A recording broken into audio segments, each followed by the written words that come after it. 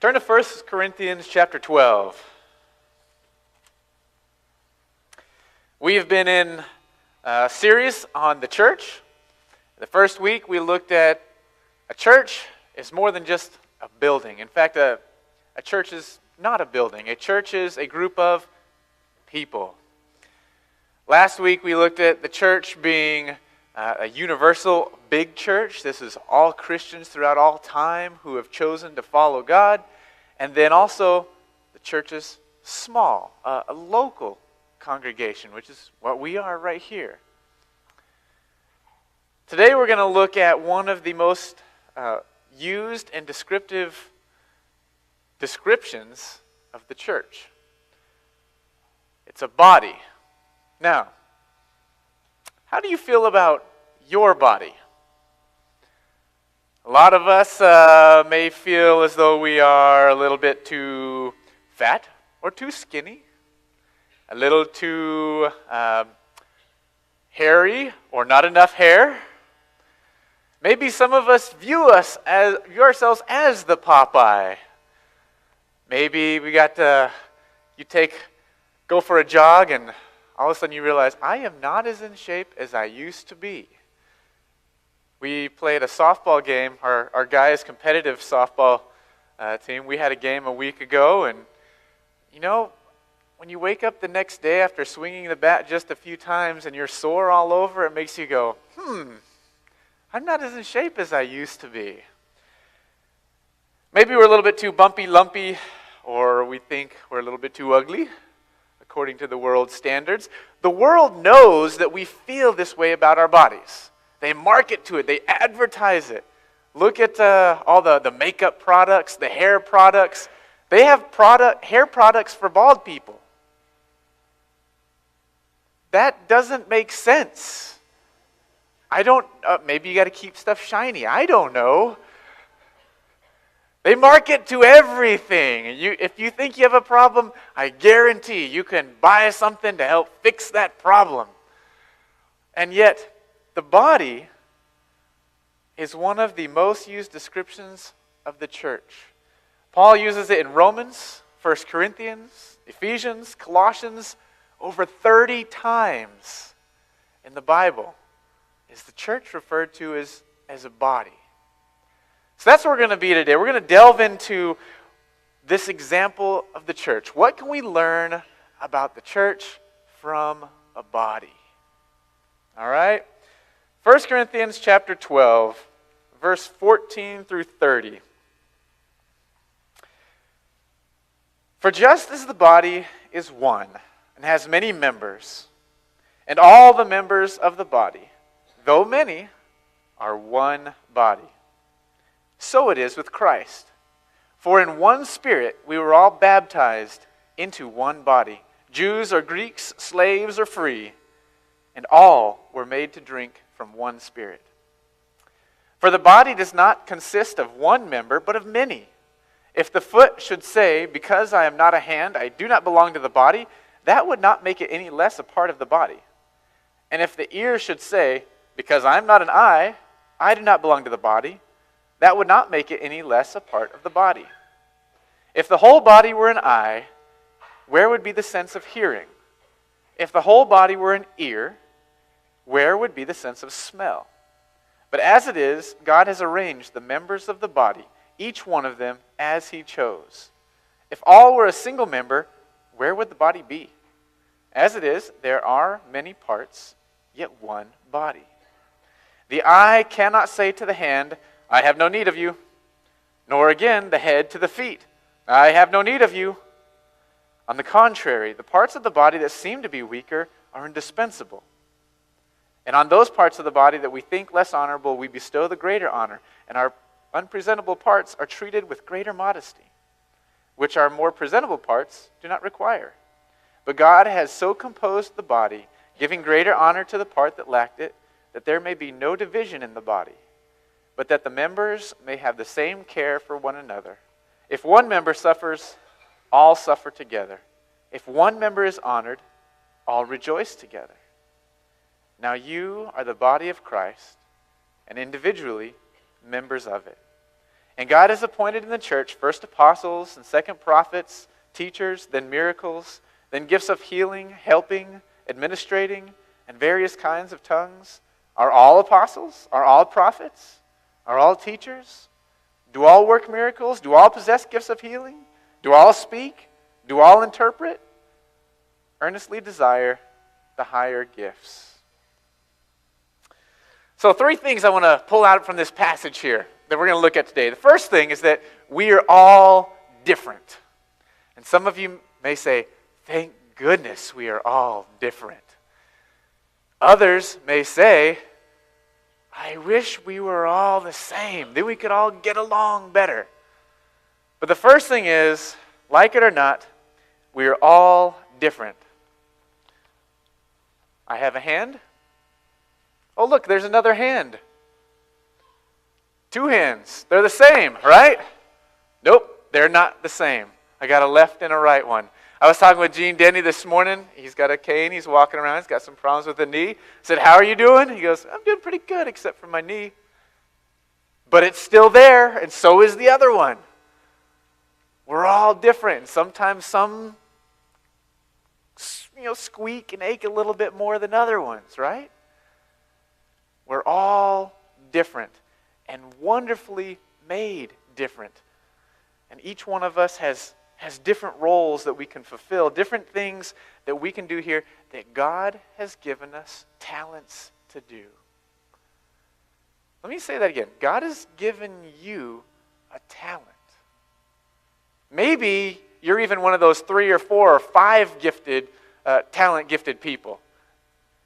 Some of us are that way. We look around and go, man, that person is good at everything.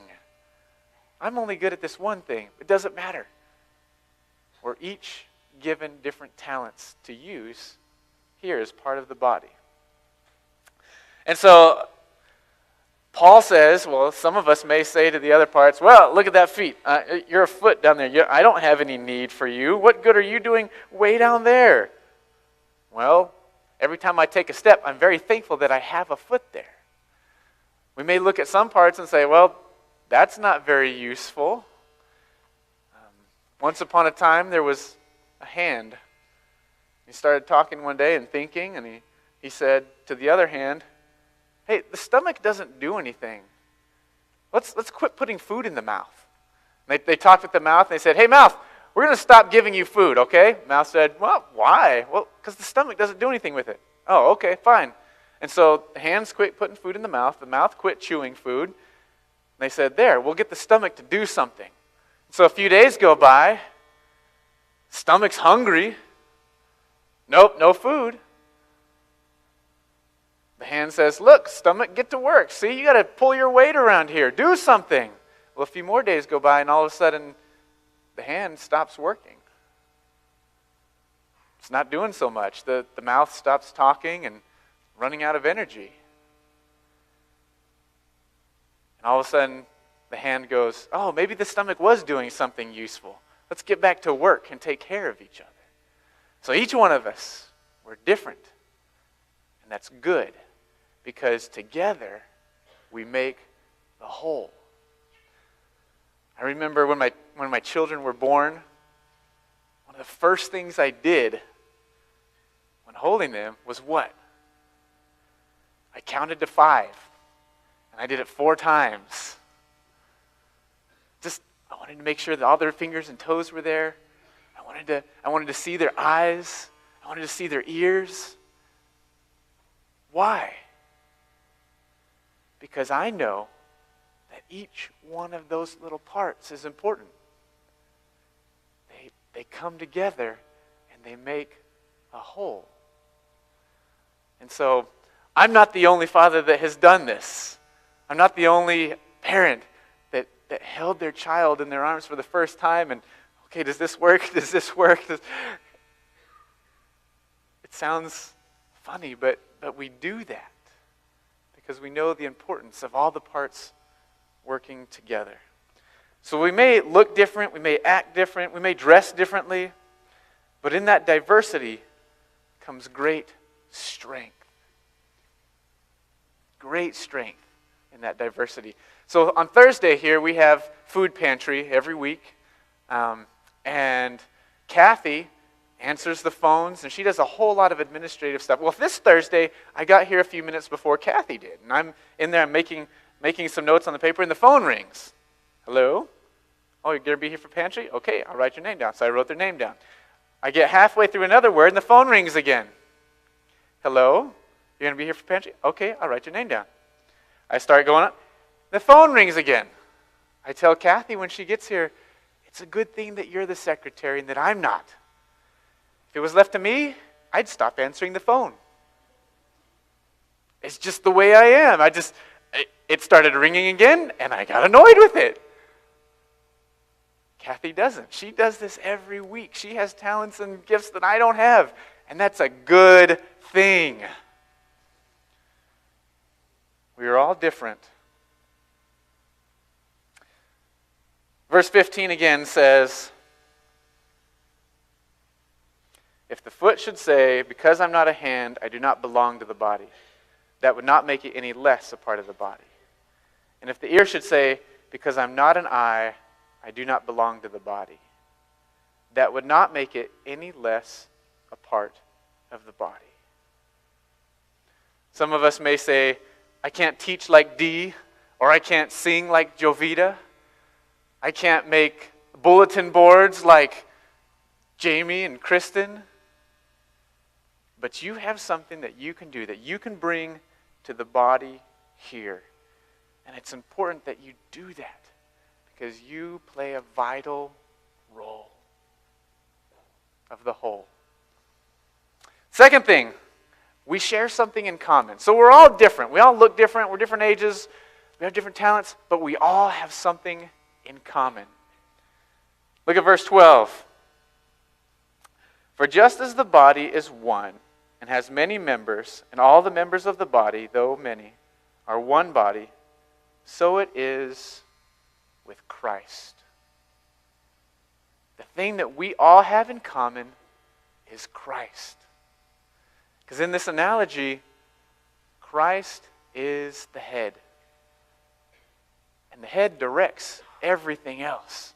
You know, Rob doesn't get up here and have one arm that it belongs to some guy named Mark and one arm that's his, and he's teaching and leading singing up here. It would cause chaos. We don't have a leg that belongs to one person and one that belongs to another person. We wouldn't be able to walk anywhere. Have you ever done one of those three-legged races?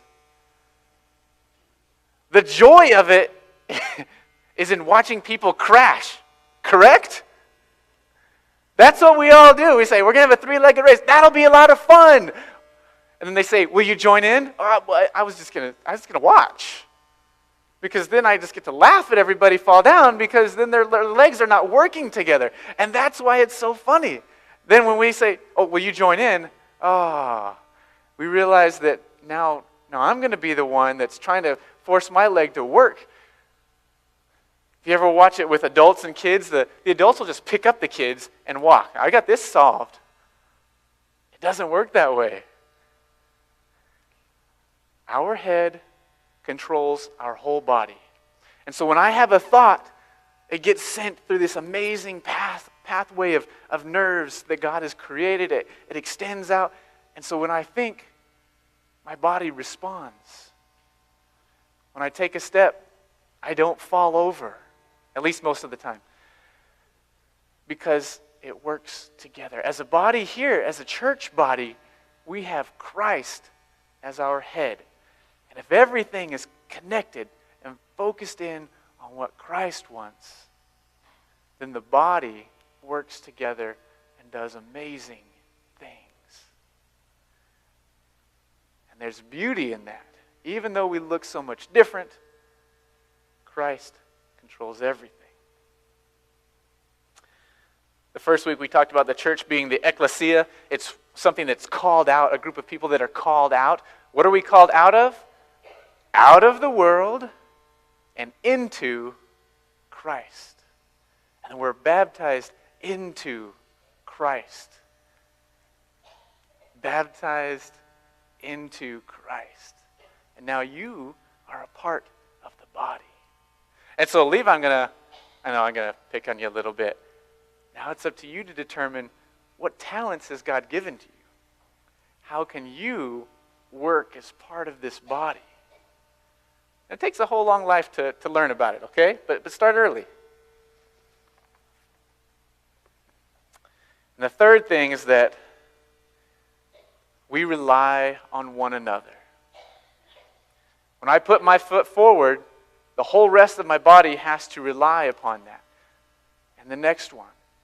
And when things start breaking down, we have to get a cane. We have to get help because we can't rely on that.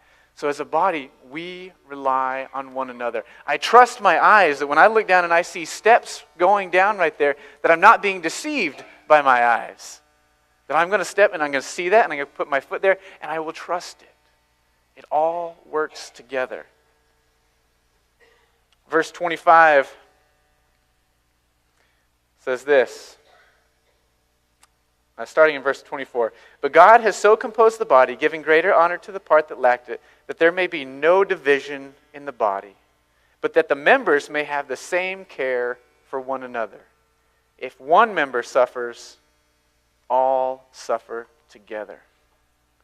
And if one member is honored, all rejoice together. I think that one of the biggest problems churches face is that we don't care about one another. You know, we live in such a me-dominated society. Again, you know, going back to all the products that we have. What's wrong with you? We can fix that. Our society is about ourselves. It says, take care of yourself. And that can easily be applied to churches. And so we hear people say, well, this church isn't meeting my need, and so I'm going to leave. I'm upset, and so I'm going to... Do we see how that focuses on me and myself? Instead of saying, my needs, we need to focus on others' needs. You know, when I smash my thumb, I'm sitting there with the hammer, and I smash it, my thumb doesn't get upset and say, I'm sick and tired of this. This is the 10th time, and leave. You know what my hand does? It grabs onto it. And my mouth starts going, ah! Other people have to interpret what that means. It says, a part of me is in pain right now, and I'm gathering around that part, and I'm providing it comfort right now. And I don't know why squeezing it makes it feel better, but it does. And when one of us hurts, when part of the body hurts, it's up to the rest of us to gather around that person, to squeeze that person, to draw them close. Sometimes that means saying, because we really don't have words to say. Sometimes it just means being close together. And our eyes shed tears for a part of a body that gets hurt. And our whole body cringes together as we gather around together. And when one part of our body rejoices, we all rejoice together. We celebrate together because we are excited because somebody in our body is honored.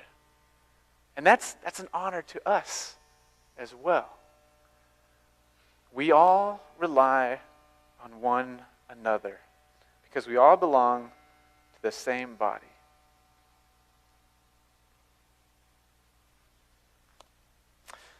So what happens when all of this gets put together?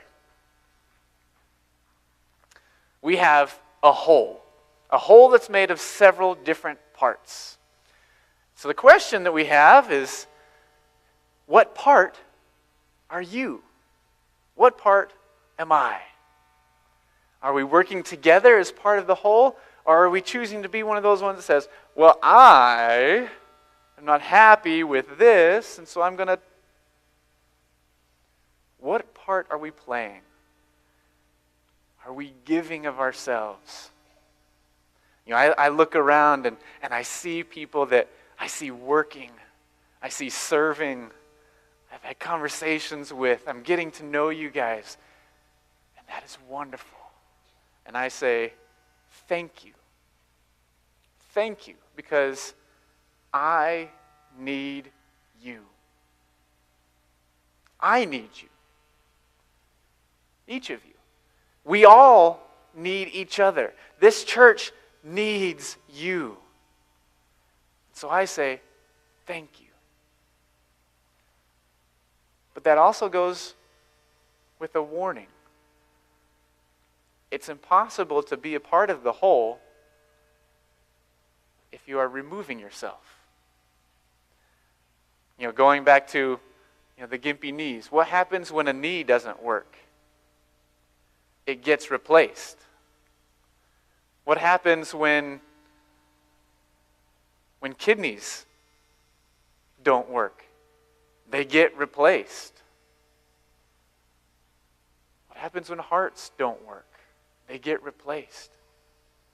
It cannot be part of the whole if it's not doing something, if it's not working, if it's not contributing to the whole. And as Christ is the head of the whole, the way to be doing that is to be doing what He wants us to do. So later on in this series, we're going to be looking at what a church should do, what its people should do. What are the purposes of that? And I want to look at just two right here. Two great things, all right?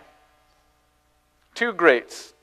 Great Commission and the greatest command. Turn to Matthew chapter 22.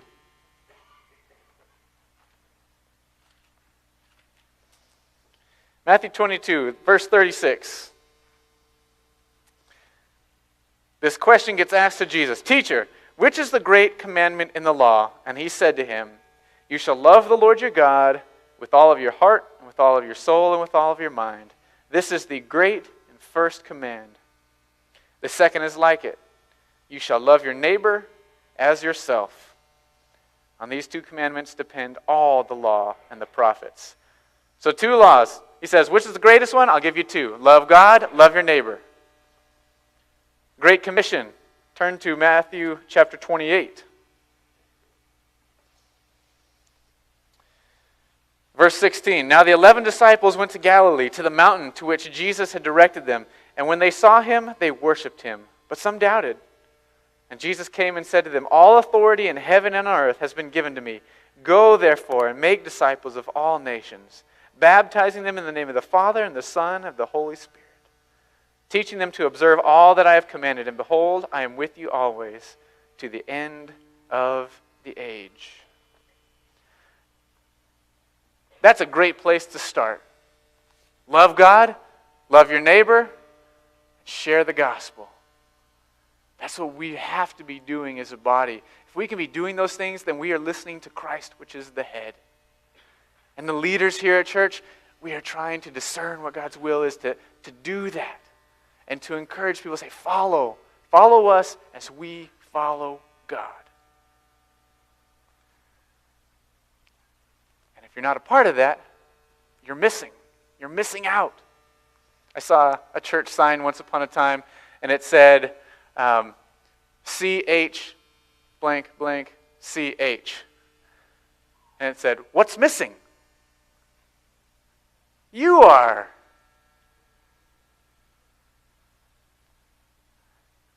You can't spell church without you, right?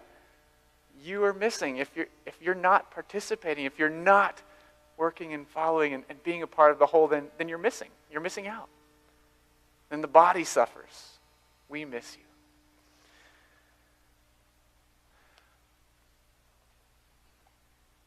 So being a part of the church is being a part of the body. It's a great place to be. It's a great place to serve. And God has great things in store for this church here. You know, I pray with my children and for my children. And one of the things that I pray for them is that they will grow in their bodies physically, that they will grow in their minds, they'll grow in their hearts, and they'll grow in their spirits. I pray that they'll grow bigger. Simple things like that. And I pray the same thing for the church here. That we will grow. But it's going to take all of us. It's going to take all of us working together as part of the whole body. So I want to invite you into doing that. We're going to sing a song in just a minute here. I invite you to be a part of the body. If you are serving, continue serving. And invite somebody to come and serve along with you. If you've never been baptized into the family, becoming a part of God's family, then do that today. Let's stand together. Let's sing.